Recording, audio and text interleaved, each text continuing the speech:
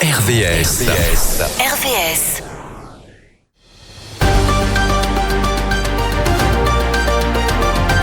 Émission spéciale élection municipale sur RVS. C'est la suite de nos élections municipales sur RVS. Nous avons accueilli les candidats sur Rouen, vous le savez. C'est maintenant l'occasion de continuer de poursuivre dans l'Eure, à Louviers, vous le savez également, à Bernay et à Évreux. Juste un petit rappel concernant notre façon d'aborder la campagne municipale. Ce qui nous intéresse, c'est le candidat, c'est sa liste, son engagement politique, ses valeurs bien évidemment, et puis son programme.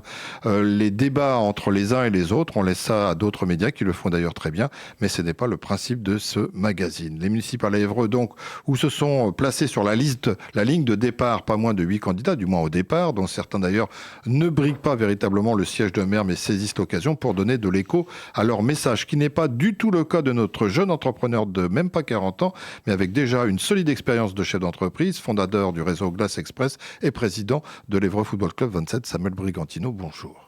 Bonjour Michel Murlin. Merci de nous faire la gentillesse de passer à ce micro. Vous êtes candidat pour la municipalité évreuissienne. On va parler bien sûr de votre liste, de quoi elle est composée. Je crois que vous y attachez beaucoup d'importance. Sur le programme que vous avez concocté, qui est en 12 points, mais on n'aura peut-être pas le temps de tous les développer. Mais reparlons un petit peu de vous. Pas 40 ans, chef d'entreprise, très grosse boîte, papa de 4 enfants, si je ne dis pas de bêtises, et puis des passions que vous n'avez plus le temps peut-être d'exercer parce que la campagne, ça prend du temps. Mais d'où nous vient Samuel Brigantino, notamment à travers ses passions, si vous aimez la musique, le sport, on sait. Écoutez, déjà, merci de m'inviter aujourd'hui. Effectivement, Samuel Brigantino, chef d'entreprise. J'ai 39 ans, marié avec ma femme depuis plus de 20 ans. On a 4 enfants, 4 beaux enfants, tous petits. Donc, c'est du sport à la maison. Et je suis arrivé sur Évreux il y a une quinzaine d'années, effectivement, pour créer avec ma femme un petit projet entrepreneurial qui s'appelle Glace Express aujourd'hui et qui est une entreprise qui a bien grandi parce que on rayonne aujourd'hui sur la moitié de la France. C'est 70 points de vente et 250 collaborateurs et un très gros engagement sur le territoire et on va essayer de le mettre à contribution aujourd'hui pour cette campagne municipale. Avec des passions, le sport, on l'a compris, le football peut-être, mais pas que. Est-ce qu'il y a aussi la musique, des auteurs, des compositeurs, des choses que vous aimez et que vous n'avez peut-être plus le temps de faire? Ceux qui me connaissent savent que j'ai eu un gros passif de sportif parce que j'ai eu une carrière de karatéka à haut niveau. J'étais en équipe de France pendant presque 10 ans et c'était une passion pour moi et ça a forgé mon physique, mais surtout ça a forgé mon caractère. Mon esprit d'abnégation, ma combativité que j'essaye de mettre au quotidien. Et puis après, un passionné de football, parce que voilà, quand j'étais petit, je me voyais sur les plus gros rectangles verts. Et je dirais que la vie a fait que nos chemins se sont recroisés avec le football, parce qu'aujourd'hui, j'ai la chance de présider l'un des plus gros clubs de football de la région de Normandie, le club où a éclore le dernier Ballon d'Or qu'on a fait venir au mois d'octobre à Évreux, Ousmane Dembélé, et c'est un plaisir, un honneur. Et surtout, j'essaie au quotidien d'apporter à tous ces jeunes issus des différents quartiers d'Évreux une vision, leur expliquer que la fatalité n'existe pas. Parce que nous aussi, on vient de milieux modestes et notre jeunesse a été compliquée, mais on s'en est sorti par le travail et c'est ce que j'essaie de leur inculquer. Et voilà, tout en essayant de garder un impact auprès de ma famille. Je suis très proche de mes enfants, de ma femme, de ma mère qui travaille avec moi. Et j'ai beaucoup de souvenirs. Voilà, avec la famille, on se retrouve, on se passe les tubes de Johnny des années 80, on se fait des anniversaires et des Noëls enchantés. Donc voilà, c'est une vie à 100 à l'heure que j'adore et où ma femme m'accompagne dans toutes mes aventures entrepreneuriales et autres, mes engagements territoriaux. Chef d'entreprise et à la fois sportif, ça décline des valeurs humaines, des valeurs de management forcément. C'est très utile pour une campagne. Ça peut être très utile en tant que nouvelle édile d'une municipalité de près de 40 000 habitants. Mais je pense qu'effectivement, de plus de 40 000 habitants. Aujourd'hui, l'entrepreneur, c'est quelqu'un qui gère des problèmes au quotidien. Donc, j'ai l'habitude de manager, d'accompagner et surtout de faire grandir les collaborateurs. Et je vais essayer de mettre toutes ces compétences que j'ai acquises depuis plus de 20 ans d'entrepreneuriat à disposition de la collectivité d'Évreux. Je rencontre actuellement beaucoup d'agents de la collectivité. C'est 2500 agents sur Évreux et Agglo. Donc, je vais essayer de les accompagner et de leur mettre à disposition tout ce que j'ai acquis pendant ces années. Et j'espère que voilà, on arrivera ensemble à rendre Évreux dynamique, attractif. Et surtout, moi, ce que je veux, c'est qu'on montre les belles choses qui se passent à Évreux. On va parler du programme, bien sûr. Comment vous rentrez en politique? Parce que ce sont deux choses différentes, entre s'engager dans un monde associatif, être manager, chef d'entreprise, et puis d'un seul coup rentrer dans cette filière qui nous happe ni plus ni moins que la politique. Comment vous y êtes arrivé ?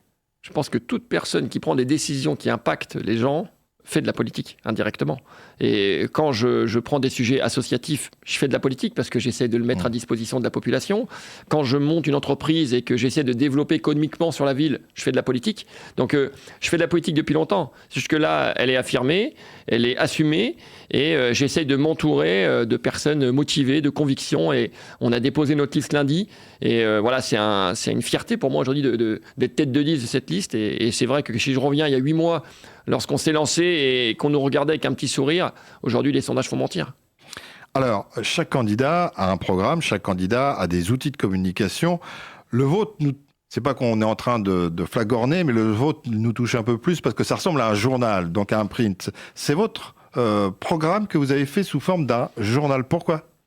Alors, c'est vrai qu'on nous a dit qu'on était la liste 2.0 parce qu'on communiquait énormément sur les réseaux sociaux et forcément, c'est une de mes qualités que j'ai acquérie avec l'entrepreneuriat. Mais j'ai voulu prendre un contre-pied et revenir sur le print, revenir sur le papier journal, sur le papier qu'on sent. Et les habitants d'Évreux l'accueillent de façon hyper positive parce que quand on va les voir et qu'on leur dise demandez notre journal, eh ben, ils le prennent avec le sourire et ils le lisent et surtout ils nous disent qu'il est très bien fait et qu'il donne envie de nous suivre et de nous accompagner. Alors je prends la une de votre journal, qui est bien sûr votre programme de campagne. En un, comme beaucoup de candidats, on a la notion de sécurité ou d'insécurité qui peut régner sur une municipalité. Les finances, le centre-ville, on parlera certainement d'attractivité commerciale, les jeunes, le sport et la culture. On ne va pas avoir le temps de tout faire en moins de 15 minutes, mais la sécurité, c'est la porte d'entrée. La sécurité, c'est un problème majeur. Quand je parlais tout à l'heure d'image à Évreux, lorsque vous parlez d'Évreux, on a trop tendance à mettre Évreux par rapport à des problèmes d'insécurité. Donc la sécurité, c'est un sujet qui a été abandonné sur le dernier mandat, qu'on remettra au cœur de notre projet. C'est 100 agents qu'on mettra sur la ville, des agents de policiers municipaux et aussi des agents de médiation, parce que je crois beaucoup en la médiation et il faut reprendre le terrain. Si on veut... Comme dans les clubs de sport, quoi. Comme dans les clubs de sport, il faut être sur le terrain, il faut être au contact des gens et remettre de la proximité. Évreux a besoin qu'on remette de l'humain au centre du projet. Donc évidemment que la sécurité, on ne peut pas y passer. Ça passe par de la technologie, vidéosurveillance, caméra intelligente, rattachée à notre centre de surveillance qu'on a sur Évreux.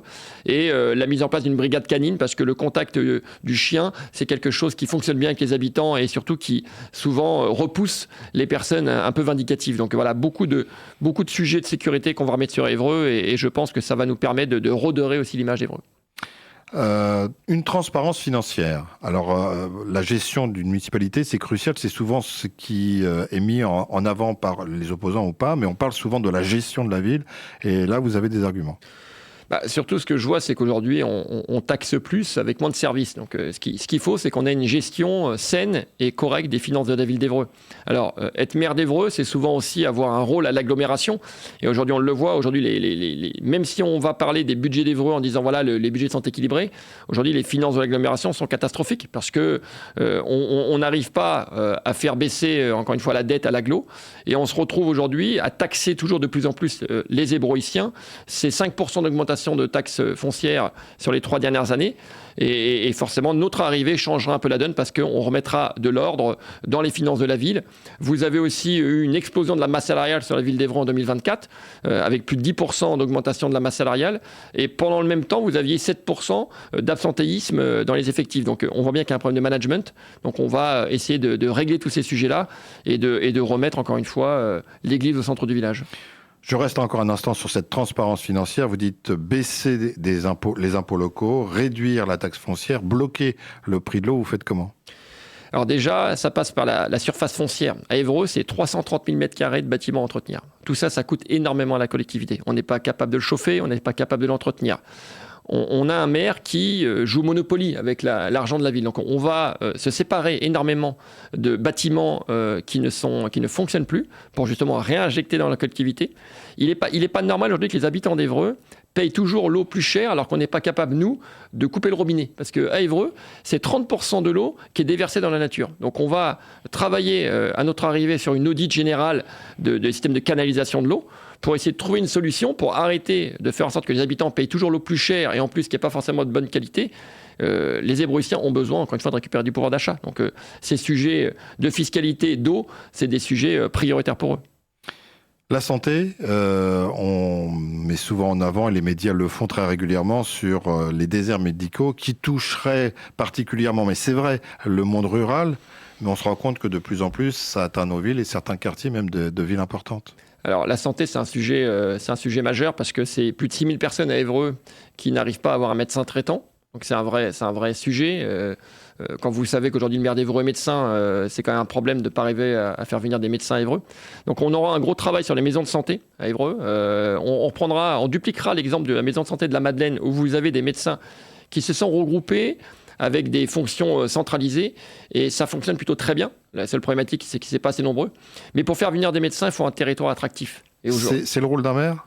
Ah oui. Aujourd'hui, le rôle d'un maire, c'est de faire en sorte que son territoire soit attractif de l'extérieur pour faire venir de la population. Si on veut avoir des finances qui sont saines aussi, il faut qu'on ait plus de personnes qui payent de taxes, concrètement. Donc ça fera aussi partie du sujet, rendre le territoire attractif pour donner envie à des médecins. Mais je compte aussi sur ces jeunes médecins qui viennent d'Évreux, qui vont se former. On va mettre en place une bourse aux médecins pour les étudiants de 2e et 3e année de médecine, une bourse à 1 000 € par mois, où on proposera à des médecins d'essayer de financer leurs études en contrepartie qui viendront exercer dans la collectivité pendant 5 ans. Ça a fait une belle transition pour parler de la jeunesse et le fait de garder cette jeunesse sur le territoire, mais aussi de la sensibiliser. Et là, vous avez pensé à plusieurs... Alors, il y a à la fois garder les jeunes sur le territoire à travers la formation, l'éducation, à travers l'éducation nationale, et puis il y a aussi le côté festif. Et vous avez 2 festivals auxquels vous pensez. Alors, la jeunesse à Évreux, c'est primordial parce qu'on est la ville avec le nombre de jeunes le plus important du département. Donc, je vais commencer par notre jeunesse dans les quartiers. Notre jeunesse dans les quartiers, on va y remettre en place les projets Jeunes Cités. Nous avions des maisons justement pour accueillir ces jeunes-là et les accompagner dans des recherches professionnelles, scolaires, finalement des deuxièmes maisons pour certains, pour qui n'ont pas tous la chance d'avoir un cadre familial concret. Donc on va remettre en place ces projets-là. On va essayer aussi de leur redonner envie de travailler parce que je vois trop de jeunes aujourd'hui qui attendent et qui pensent que le travail va tomber du ciel. Il faut aller les voir et leur expliquer, il n'y a que par le travail que tu vas t'en sortir. Moi, quand j'avais 18 ans, j'ai lancé ma première entreprise et j'ai gagné mon premier argent de cette façon-là, en fait. Et donc, c'est la seule façon de leur faire comprendre, il n'y a rien qui va tomber du ciel et c'est pas en attendant en bas de chez toi que tu vas trouver du travail. Donc, on expliquera aux jeunes qu'en échange peut-être d'un travail dans la collectivité, pendant les vacances, ils pourront peut-être financer leur permis, qui leur donnera de la mobilité, qui leur permettra demain d'aller briguer un travail à Évreux ou ailleurs. Mais en tout cas, de leur remettre au centre du sujet le travail et l'entrepreneuriat. J'ai énormément de jeunes qui m'appellent au quotidien pour me dire, voilà, j'ai envie de devenir entrepreneur, j'ai envie de monter ma boîte, voilà, je veux être indépendant. Donc, savoir les accueillir, leur expliquer à quoi sert une CCI, leur expliquer à quoi sert la Chambre des métiers. Tout ça, ça va faire partie du sujet qu'on aura auprès de la jeunesse. Et effectivement, on parle aussi de loisirs. C'est ouvrir nos scènes à nos jeunes, parce que beaucoup de jeunes aujourd'hui sont tournés vers l'art, la musique, le stand-up. Donc, on a des belles salles sur Évreux avec le théâtre Legendre, voilà, avec le Cube, avec le Cadran. On va essayer d'ouvrir un maximum ces lieux pour que ces jeunes puissent venir s'exprimer et peut-être, grâce justement à des sélections, les faire se produire lors de nos festivals importants sur Évreux, de façon à ce que finalement, peut-être demain, ça devienne une grande scène ouverte et que nos jeunes soient sélectionnés au quotidien dans nos quartiers. Festival de danse et de street art. Festival de danse, c'est nouveau. On a travaillé avec toutes les associations de danse et on proposera une fois par an qu'ils puissent se produire en battle sur Évreux, sur la place de la mairie. Ouais. Sur la place de la mairie. C'est aussi un festival des arts japonais parce qu'on a énormément de jeunes qui sont fascinés par les mangas, par les cartes et autres. Donc on fera un festival d'art japonais. On va aussi faire tout ce qui est un peu street urbain, le graphe, le rap, le slam. Donc on aura un festival autour de ces nouvelles générations parce que voilà, les époques changent et les envies aussi. Il nous reste très peu de temps, Samuel. Un petit mot du centre-ville dynamisé. Je crois que vous voulez faire appel au fonds MacArthur Glen. Alors, le centre-ville, c'est un vaste sujet. Concrètement, le centre-ville, il y a eu des grosses phases de travaux. On a perdu plus de 60 commerçants, donc ça va être redynamiser le centre-ville d'Évreux avec la création de la marque Cœur de Ville d'Évreux. On y mettra un directeur commercial qui va aller chercher ces marques-là pour venir les implanter et relancer et redynamiser le centre-ville. Ça passera aussi par 2 heures de stationnement gratuit et on mettra en piéton une fois par mois la rue Chartraine pour l'animer et donner envie aux gens de revenir. Mais voilà, c'est tout un tas de sujets qui va permettre de redonner une visibilité attractive à Évreux et de faire en sorte que les habitants reviennent, que les commerces reviennent et que les chefs d'entreprise puissent continuer à entreprendre à Évreux. En 15 secondes, un message que vous voudrez adresser à quelqu'un sur vos valeurs, même si cette personne n'est plus de ce monde. Alors je vais l'adresser à quelqu'un qui m'accompagne au quotidien, c'est ma femme, parce que c'est mon premier pilier de ma vie. Je la remercie toujours de me suivre dans ses aventures. Elle participe énormément sur la campagne. Les habitants d'Évreux l'adorent et je pense qu'au quotidien, ils seront contents de la rencontrer. Merci Samuel Brugantino, on vous souhaite une belle poursuite de campagne. Merci de nous avoir invités.